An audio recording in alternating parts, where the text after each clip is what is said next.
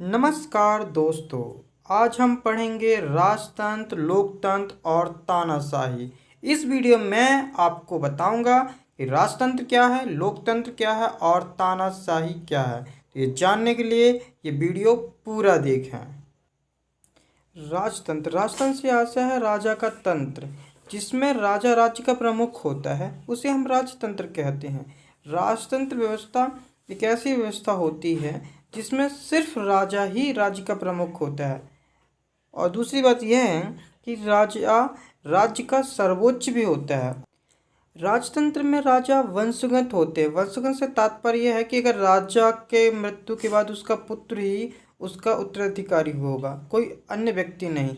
राजतंत्र में खासियत और यह होती है कि इसमें आपको अपना राजा चुनने की अनुमति नहीं होती, यह वंशगत होती है। राजतंत्र में एक खासियत और है, यहाँ लिखित संविधान का अभाव होता है। जहाँ तक देखा गया है प्राचीन काल में अधिकांश राजतंत्र थे वहाँ पे संविधान नहीं लिखा गया था। यह प्रथाओं पर आधारित न्याय व्यवस्था थी। लोकतंत्र या प्रजातंत्र दोनों एक ही होते हैं। लोकतंत्र से आशय है लोगों का शासन। लोकतंत्र के विषय में अब्राहम लिंकन कहते हैं, जनता द्वारा जनता के लिए किया गया शासन ही लोकतंत्र है। जो ये बात सही होती है। लोकतंत्र में राष्ट्राध्यक्ष जनता ही चुनती है, लोगों के द्वारा ही चुना गया व्यक्ति राष्ट्राध्यक्ष बनता है। इसका कार्यकाल एक निश्चित होता है, इसीलिए इसे सबसे अच्छा तंत्र माना जाता है लोकतंत्र। लोकतंत्र की पहली बात कहें तो राष्ट्र का प्रमुख अध्यक्ष जो होता है वो राष्ट्रपति होता है, जो लोगों के द्वारा चुना जाता है। राज्य का सर्वोच्च जो होता है वो संविधान होता है। संविधान से ऊपर न तो राष्ट्रपति होता है और न कोई अन्य होता है।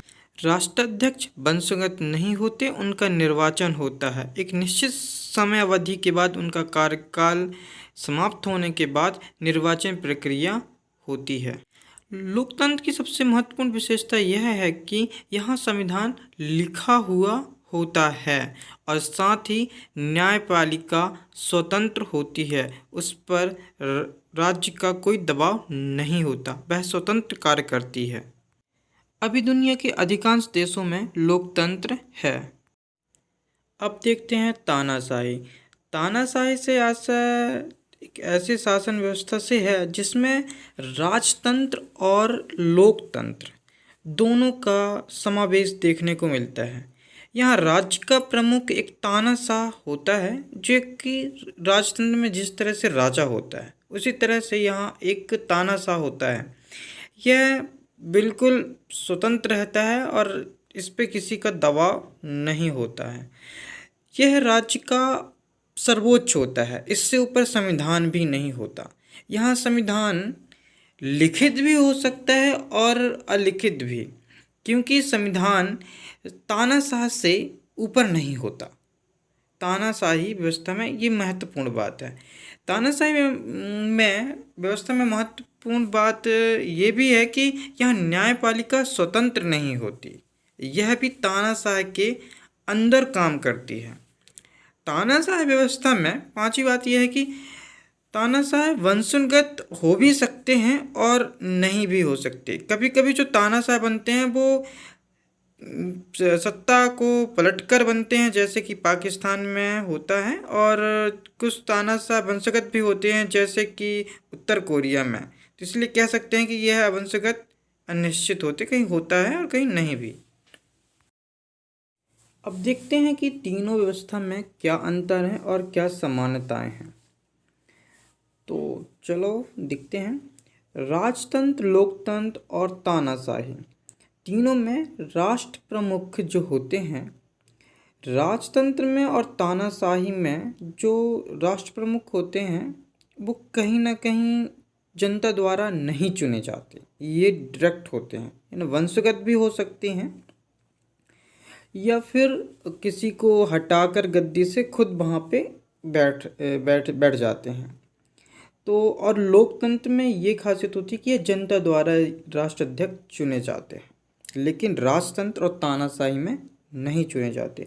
दूसरी बात देखें तो राज्य का सर्वोच्च जो होता है वो राजतंत्र में राजा होता है और तानाशाही में तानाशाह होता है। लेकिन लोकतंत्र में राज्य का जो सर्वोच्च होता है वह संविधान होता है। संविधान से ऊपर कोई नहीं होता लोकतंत्र में। तीसरी बात देखी जाए, राजतंत्र में जो गद्दी होती है वो वंशगत होती है। तानाशाही में वंशगत हो सकती है, लेकिन लोकतंत्र में वंशगत बिल्कुल नहीं होती। यहाँ निर्वाचन प्रक्रिया के द्वारा ही गद्दी मतलब राष्ट्राध्यक्ष की पद मिलता है, निर्वाचन प्रक्रिया के द्वारा। चौथी बात देखें, राजतंत्र में संविधान नहीं होता।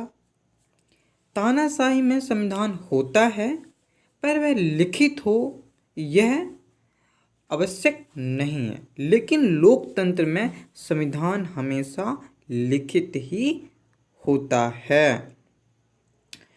और पांचवी बात अगर कहें तो राजतंत्र में जो न्यायपालिका है वो राजा के अधीन होती है।